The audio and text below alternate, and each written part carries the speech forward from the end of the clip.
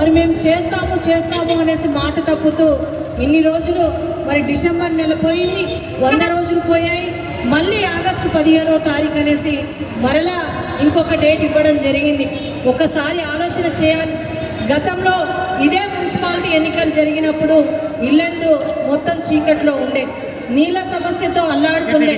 కానీ కేసీఆర్ గారి నాయకత్వం 6 గ్యారెంటీల పేరిట 13 అంశాలే కాకుండా మొత్తం 420 పార్టీ 420 హామీలు 420 హామీలు ఇవ్వడం జరిగింది. దాంట్లో కేవలం 1-2 అమలు చేసి మేము మొత్తం 6 గ్యారెంటీలు అమలు చేసినామని చెప్పి ఇలా ప్రజల్ని మోసగిస్తున్న విషయం మనందరికీ తెలుసు.